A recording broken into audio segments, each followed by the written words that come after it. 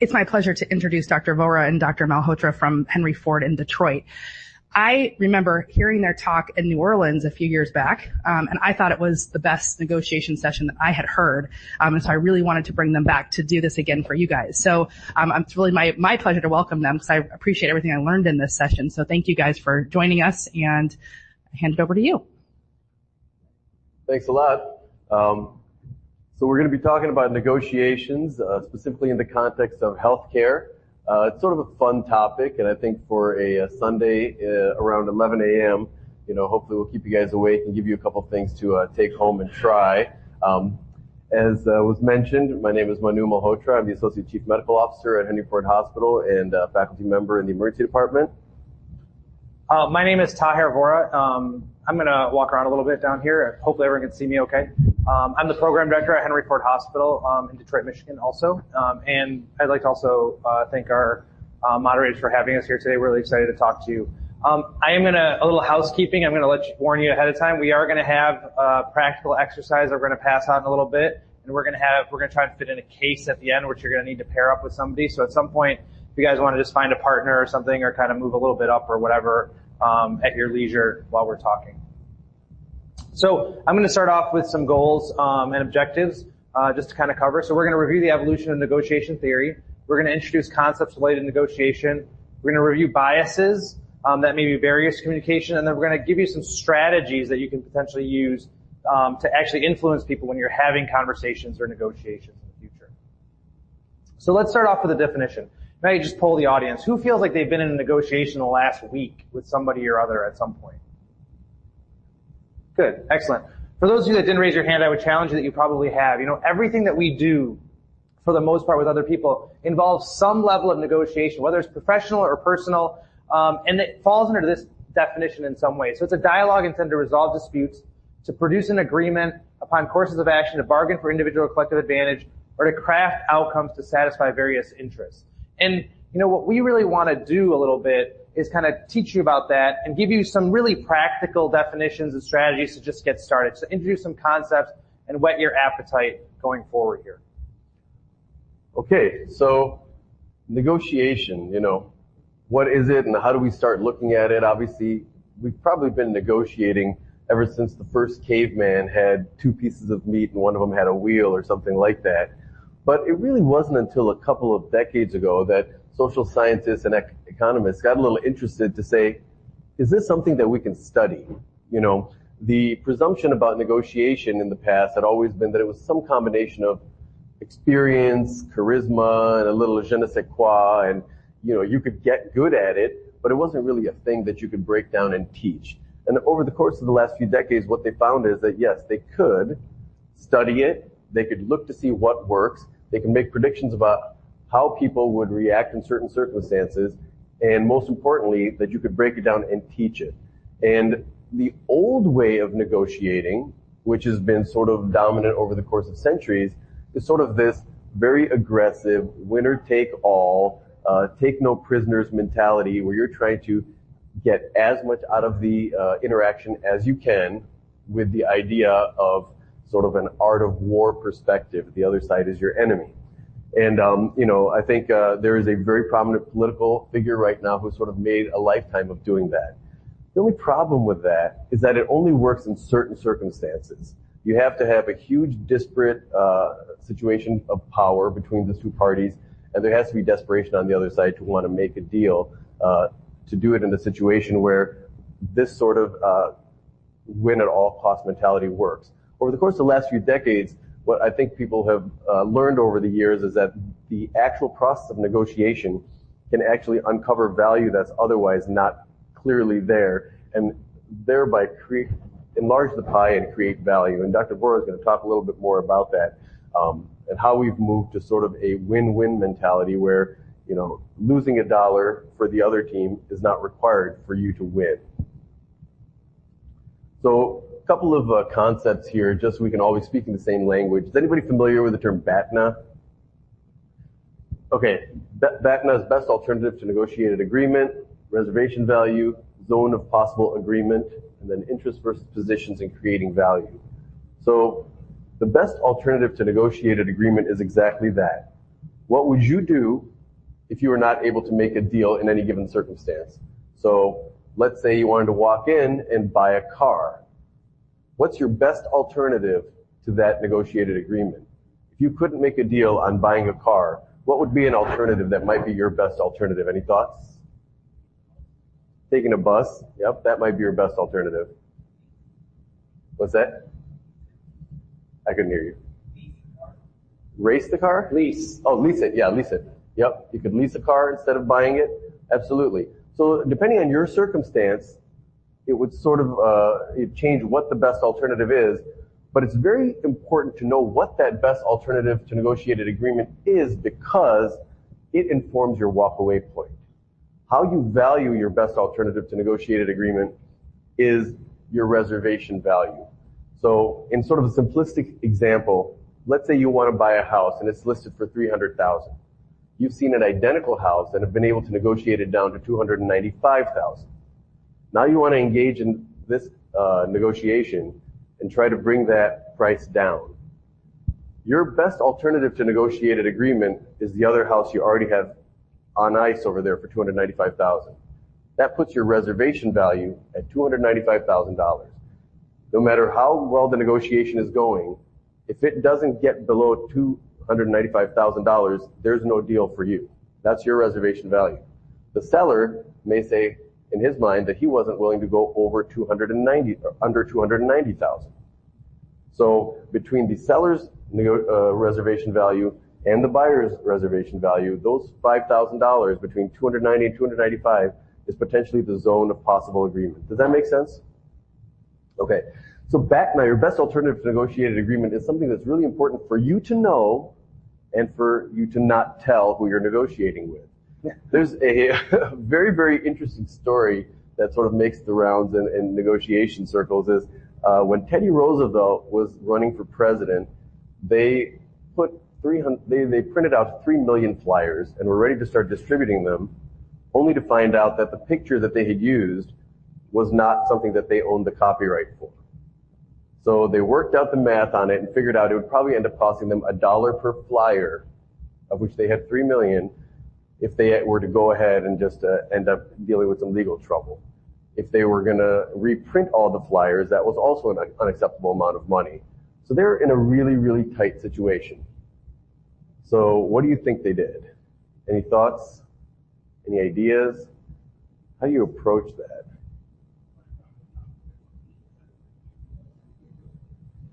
Say that again.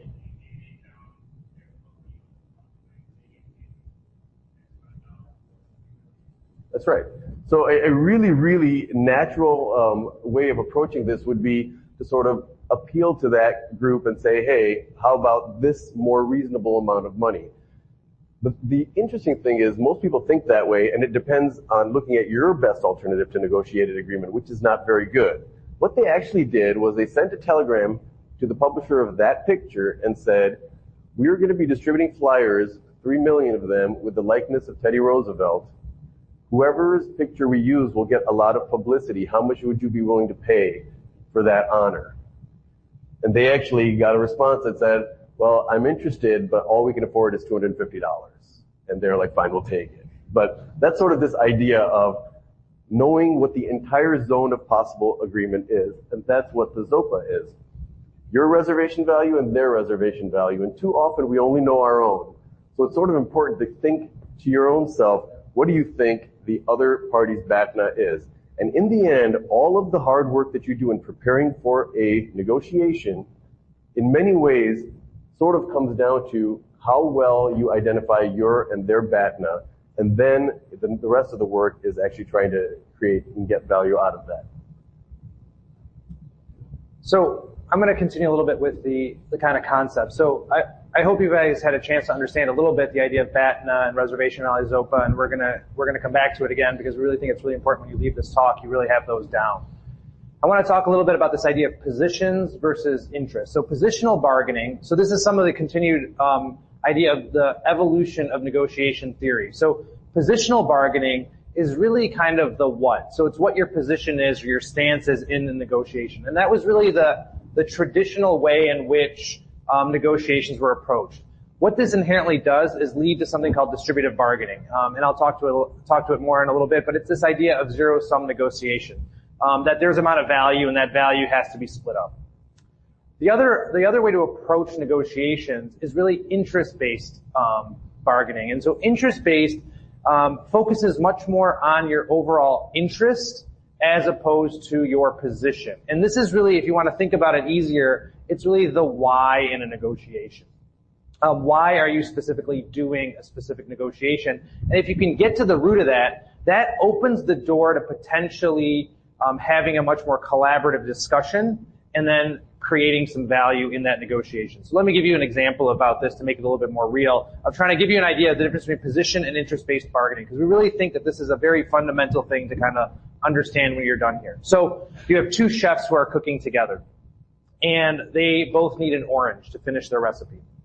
There's one orange left. And so in a positional bargaining situation, what they decide is that they're going to cut the orange in half, and they will each take half of the orange and use whatever they can. So they cut the orange in half, and they equally distribute the orange between them, because that was their position. What do I need? I need an orange. What do you need? I need an orange. And they split it up in half. Subsequently, what happens is chef number one takes that orange and peels the rind off and uses it in his recipe. Chef number two squeezes the orange and uses the juice in her recipe. And so now you have these situations where they actually use this orange differently. If they would have approached this in an interest-based bargaining modality, where they would have tried to explain why they wanted the orange, they could have both had the equivalent of a whole orange. One could have taken the rind of the whole orange, and the other could have taken the juice of the whole orange. So in that sense, what they would have done is create value. And so that's what I kind of want to help you understand, is this idea of a fixed pie situation of value and a creating value situation. And what interest-based negotiations or approach does is it potentially helps you unlock value. So in a fixed pie world, it's the analogy of having a pie. And when you're negotiating with somebody else, all you're really trying to do is decide who gets what part of that pie. Zero-sum negotiations, distributive bargaining, or distributive negotiations. Those are the terms for that. The idea of creating value is that if we can engage in a collaborative conversation, we potentially can unlock some hidden value and thereby, quote unquote, grow the pie. And so by growing the pie, eventually you're still going to distribute what that value in that pie is. But if you're able to grow the pie through the actual course of your negotiation, what you're left with is the value that you extract from that negotiation may very well be more than what would you've gotten in just a straight distributive setting, because you've grown the pie. So both people could actually get the same amount that you might have gotten in the original negotiation if just one person had gotten it. Does that make sense to people? So interest-based bargaining really is necessary to kind of get to a place where you can potentially create value in a negotiation. Now, you may not always be successful in creating value. That's not necessarily an outcome that always will occur in interest-based bargaining. But without interest-based bargaining, you almost can't create value. And so that's the kind of dichotomy there that you really need to be aware of as you go forward. So question number one. So you're driving an old Honda that requires constant repairs and would like to purchase a new Ford. You'd be willing to spend $8,000 on the new car, but are willing to go up to $10,000. So what is your BATNA? This is your best alternative to negotiated agreement. And what is your reservation value? So again, BATNA, for those of you that weren't here earlier, is going to be what you would do. It's the what you would do if you aren't able to get a negotiation that's settled or that you agree upon. And your reservation value is the when you would do it. So it might be the amount or at the point at which you would walk away. So it's your walk away point. So what is your BATNA? Does anybody who was here for the whole talk have an answer for us? Take the bus. Anybody else? Keep fixing your car.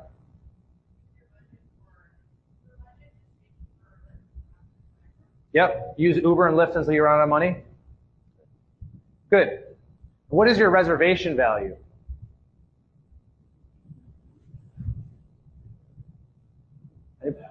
$10,000. Good. So you're willing to go up to 10, so that's your reservation value, and that's when your BATNA would kick in. So an example is continue driving your old Honda and paying for repairs, which someone has said, but all the other, there are no right answers necessarily to your BATNA. Your BATNA is going to be very individualized. So question number 2, a Ford car salesperson is trying to sell a new car for $12,000. If the car does not sell by the end of the month, it will go to a fleet sale for a value of $9,000. So what is the car salesperson's BATNA? What is their best alternative to a negotiated agreement? In this case, a sale being a negotiated agreement potentially. Anybody? Fleet sale. Good. What is the car salesperson's reservation value? $9,000. So that's the number. So the fleet sale is going to be the what, and the when would be the how much would be $9,000. So subtle difference, but you're right there. So the car sale to a fleet is the BATNA. So that's what's going to happen. And at $9,000, that's when the BATNA would potentially kick in for that salesperson. So based on the scenarios that we described above, what is the ZOPA for a possible deal between you and the Ford car salesperson? What is the ZOPA range between you and the car salesperson based on the data that you had in the first 2 questions? Excellent. $9,000 to $10,000. Perfect. So the deal has to happen somewhere in there, okay? Between $9,000 and $10,000. Your max is 10, that's your reservation value. Their low is 9, that's their reservation value. So it's unlikely that the deal would happen anywhere outside those reservation value if people are following their rules. All right. So we're going to change gears a little bit. Yeah, moving on to something a little bit more clinically relevant. You've got a patient with the worst headache of their life, and you would like to get a CT and LP to rule out subarachnoid hemorrhage. Let's talk about what your position is, your interest, and what some of the interests of your patients may be. So what's your stated position as a physician here? Okay, you don't want to miss it. That's really good. But what was the position in this negotiation? Yeah, that's the presented position of wanting to do a CT-LP. I think there's a pretty insightful comment about what is the interest that you have.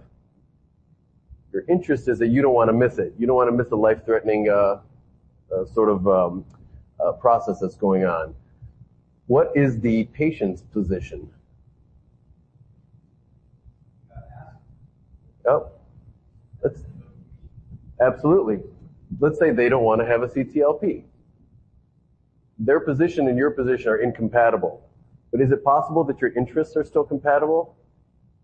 It's very likely that their interest would probably also include ruling out life-threatening diagnoses. And there may be other ways to sort of address exactly what needs to be done to get to that interest, even if it doesn't include an LP. All right. So you're negotiating with your employer for more release time so you can complete more academic work. What is your position in this?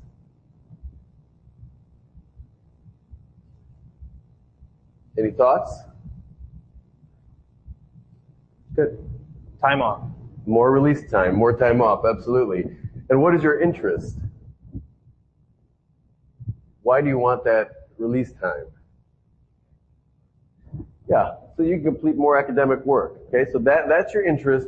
Your position is that you need more release time. So are there situations in which your employer could help you meet that need, meet that interest, without necessarily addressing that specific position?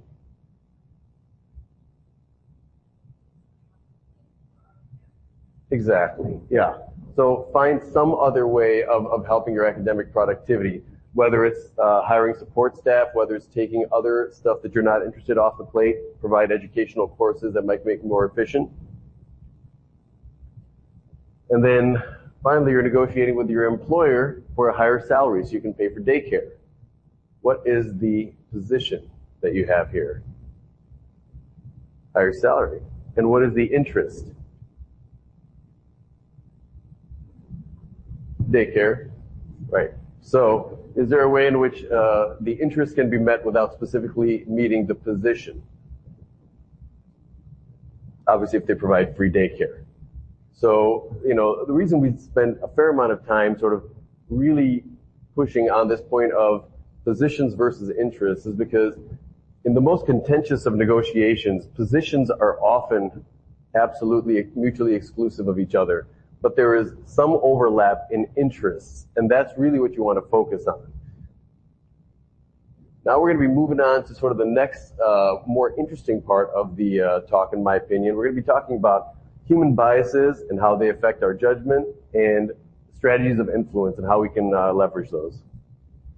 So I'm going to get started on the biases section in just a second, but does everybody understand that interest and position portion? I agree with Dr. Malhotra, and that's a really important part of when you're having negotiations, whether it be in a professional setting or a personal setting. If you can get to the other person's interest, you potentially can get to a solution that might be what might be considered outside the box or something different, but that frees up the other party to help you in a way that they otherwise might not be able to. Was it clear? Did anybody have any questions about that portion of the exercises? Okay. So I'm going to talk a little bit about biases on a few slides here. We are all hardwired in some way with some emotional responses to certain scenarios and things that might happen to us. And I think being aware of those particular biases is really important because it can help you in two ways. One, when you're in a negotiation, some of these biases may actually impede your ability to complete the negotiation. So getting to a place where interest-based bargaining and or looking to create value, that may be challenged by a particular bias that you may have. You can also use the biases that we might describe to your advantage by using them in the other person. So if you're able to elicit those biases or know that they exist in the other person, you may be able to use that to your advantage during the negotiation. And some of that will spill into the strategy of influence that Dr. Malhotra is going to talk about in just a little bit here. So the first bias I want to talk to you a little bit about is this idea of a fixed pie bias. So we've talked a little bit about the idea of the fixed pie or zero-sum or distributive negotiation, where actually we're emotionally wired in some way to have a bias towards the idea of a fixed pie negotiation. So the idea is that if you gain something in a negotiation, I must be losing something. That's kind of hardwired in us. And so the alternative is also true. If I gain something, it's potentially coming at expense of you. Now, what we've tried to show you is that's not always the case. There are ways to have a negotiation where you can create value. But if you're not aware of this particular bias going into a negotiation, you could pretty quickly fall into a routine that's going to make it really hard for you to have a collaborative negotiation to create value and try and get to a win-win scenario, if you've heard that term before. And so being aware that this bias actually does exist is really important if you want to get to that end goal. So we all have this bias. And you can kind of think about this if you go back to the last time you negotiated over a car or something like that, is that you just assume that if the price is coming down a little bit, that somehow you're getting screwed in some other way. And that's just not necessarily always the case. There are hidden things that you may not be aware of. Maybe not in the car scenario, but in some other scenarios. The next bias that I really want to talk to you about is this idea of a vividness bias. And so what I mean by vividness bias is sometimes there are aspects of a scenario or a negotiation in this case that because of the way that they're framed or the way they might exist have an outward importance to what their actually importance is in the true overall scope of that scenario. So classic example is, this is why ATLS was developed and exists in the first place, is because when people would walk into a trauma resuscitation and somebody had this, open tib-fib fracture with both ends of the bone sticking up straight in the air, they would focus and rush to that because for a human being, that is a very vivid thing. Bone sticking out of skin with bleeding is something that they rush to. And people would forget that they weren't breathing. And patients would die. And so now, forcing people to go through a systemic evaluation of a trauma patient in a method that addresses the things that are the most important helps those that are not that sophisticated in trauma care to make sure they don't miss important things at the expense of something that is more vivid. So some of you may have already or some of you are junior faculty, some of you are getting ready to kind of approach job negotiations. What is the most vivid thing? What is the vividness bias going to kick in for a job negotiation? Salary, money. It is the most quantifiable aspect of a job negotiation. Hours may be another one for emergency physicians. These are things you can put numbers to. We're data people, and you can have the presumption of comparing apples to apples across jobs. And so it's going to take on a very large vividness bias. However, when you actually sit down and think about it, it may not be the only way to quantify value in a scenario, especially for you. And there may be a lot of other things that you're looking at that you can't put an objective value on, but may be just as important. Location or proximity to family and friends, other geographic considerations, future career opportunities, mentorship, et cetera, et cetera. These things are much softer, maybe more important, but because they're not vivid, they may fall down in your overall evaluation of the situation. So you need to be aware of this particular bias if you're going to have a successful negotiation. Does that make sense to everybody? The next one I want to talk a little bit about is escalation of commitment. And so this bias is why auctions exist, why they work at all. Is that once you get emotionally invested in a particular scenario or a negotiation, you are likely to continue to try and be successful in it, despite the fact that if you were at that point from the beginning, you would not have continued.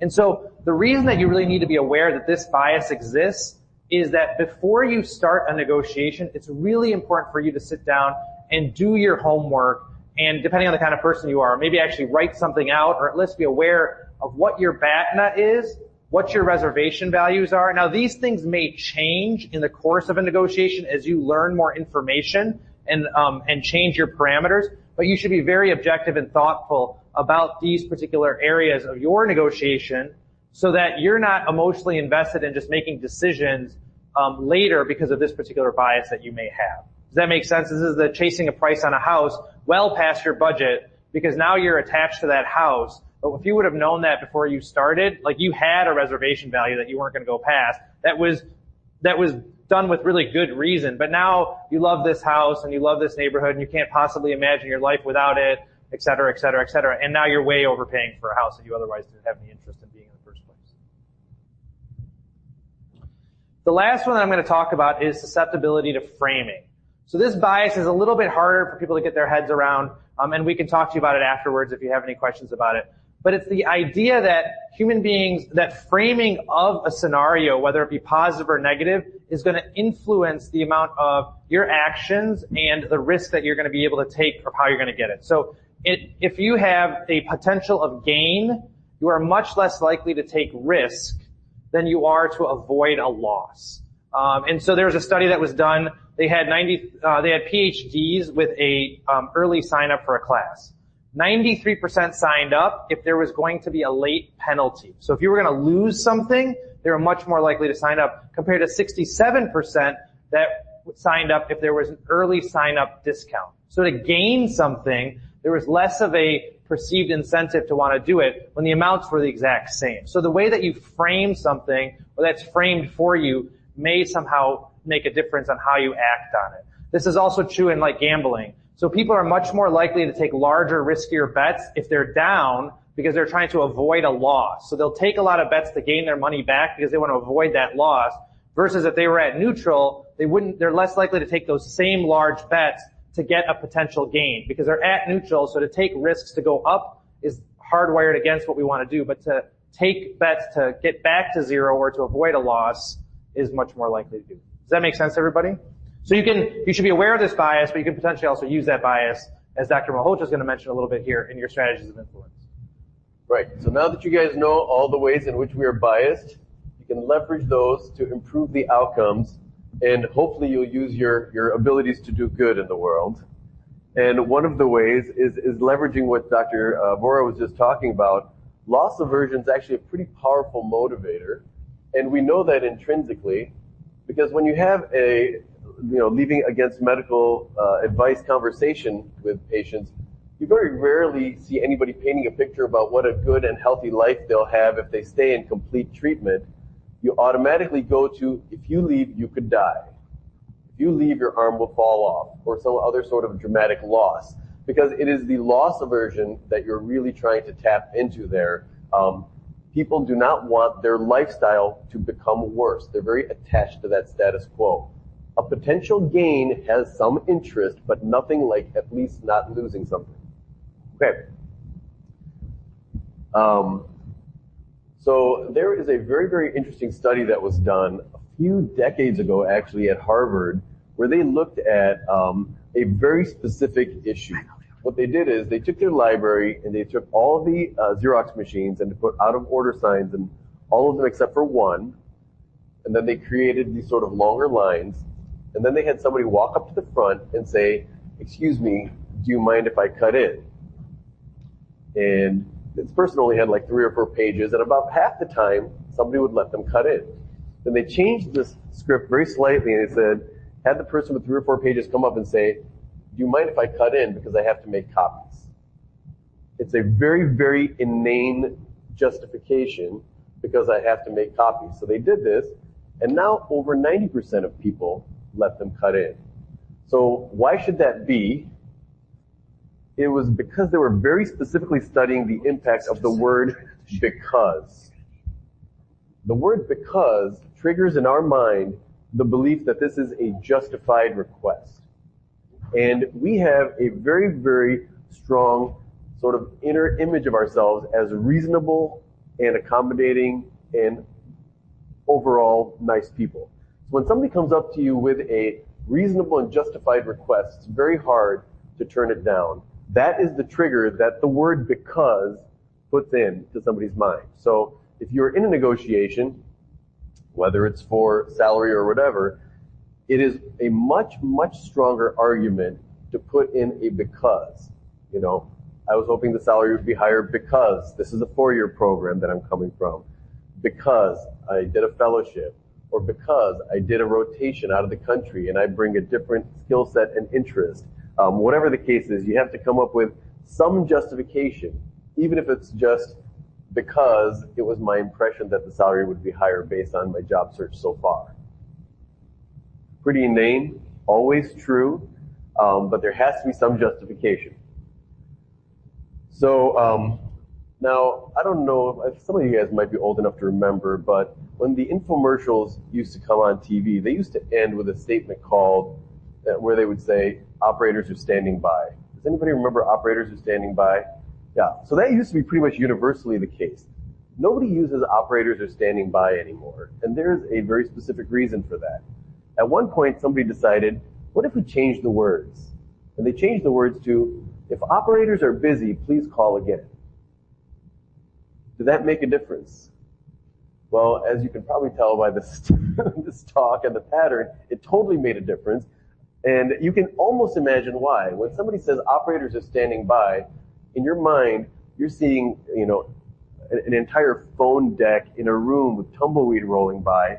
Phones are not ringing. You don't even want to have anything to do with that. If operators are busy, please call back is like a party that you're not invited to. You're trying to call. You might not even get in. Everybody's doing it. And as much as it seems like we wouldn't jump off the bridge, it turns out that we totally would.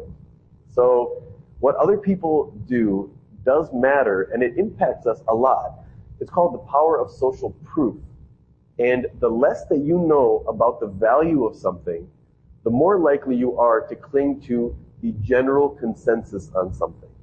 Okay? One way that this is leveraged in medicine is if you want to get a very high number of patients tested for HIV in your ED, you can go from opt-in screening to opt-out screening. So when you ask somebody, would you like to be tested for HIV, now you've put them to the test of this like huge mental gymnastics that they have to do to be like, do I need to be tested for HIV? Am I the person who should be tested for HIV? What does that mean? If you say, we test everybody for HIV, if you have no objections, we'll also test you, suddenly it's like, oh, all right, go ahead. So, you know, the way things are phrased can make a big difference. And in this case, you would be leveraging the power of social proof. Have any of you guys ever gotten a survey in the mail with $1 in it? Do you guys think it makes a difference in your likelihood of filling that out? Yeah, it absolutely does, even though generally in this room, people believe that it does not. But it actually works better than nothing being in there. It also works better than $10 or $25 gift certificates as a promise for filling out the actual surveys. And why should that be? It's totally bizarre. It's not the amount of money. It certainly doesn't change your lifestyle. You don't owe them anything. You didn't ask for that $1. But again, this goes back to this idea of reciprocity that human beings are really hardwired to want to engage in. If somebody gave you $1, you now feel obliged to give them something. And even though you didn't want to be part of this transaction, and the dollar means zero to you, it doesn't matter because the damage is already done. And that strategy is token unilateral concessions. It's token. It doesn't mean anything from a value standpoint. Unilateral. It has to be unilateral because now you still owe them something, or vice versa. So one interesting utilization of this is, let's say you've got a patient who's really, really acting out, really getting mad and aggressive. Nurse tells you, can you go in and talk to this patient? You go in with a pillow and a blanket and say, hey, it's kind of cold in here. Do you want a blanket? Do you need a pillow? Set the guy up and say, okay, so you seem kind of upset. Tell me what's going on. That is one conversation, as opposed to you walk in and say, hey, you look a little upset. Can you tell me what's going on? As you can imagine, it goes a little bit differently when the stage is already set with this feeling that they want to reciprocate to you. One of our nursing administrators is awesome at this, and every time there's a meeting, especially if there's going to be a discussion about something that's really, really going to be difficult to get to an agreement on, she walks in and she's always asking people, hey, does anybody want any coffee? And she's going out there and making coffee for them and bringing it in. And it just sets the stage. You just can't be a jerk to somebody who just offered you coffee and then made it for you. All right. Let's say you guys want to buy a $500 game console. It's available next door to your house for $500. You could drive 15 minutes away in your car for a discount. How low would the price have to be for you to get in your car and go do that? Just throw out a number. It doesn't have to be accurate. Something that seems right. Anyone? 50? It'd have to be 425, 50 to 75, 50 to $100 maybe? All right. Now let's say you want to buy a $10,000 flat screen TV. It's available right next door at $10,000. Or you could drive 15 minutes away. How much cheaper would it have to be for it to be worth your while? Thoughts? Throw out a number. 500. Okay. So on the game console, the number is 50 to 100. On the $10,000 TV, it's 500. But what's interesting in both scenarios, from an economic standpoint, the only thing that you are valuing is the time, effort, gas that it takes to go somewhere 15 minutes and come back. At the end of both situations, if the discount's $50, you'll be $50 better off. So the reference points are what are impacting your feeling about what's worth it and what's not worth it. But from an objective standpoint, you're only valuing your time and effort in going there. Does that make sense? That's the power of using reference points.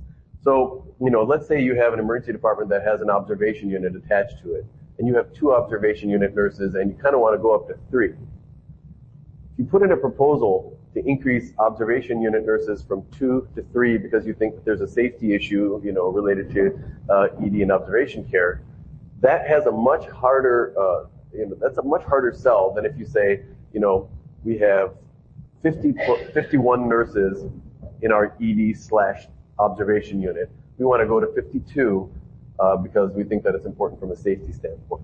It's still one more nurse, but increasing your complement by 50% versus by 2% is a very different impact on the person who's trying to help make decisions.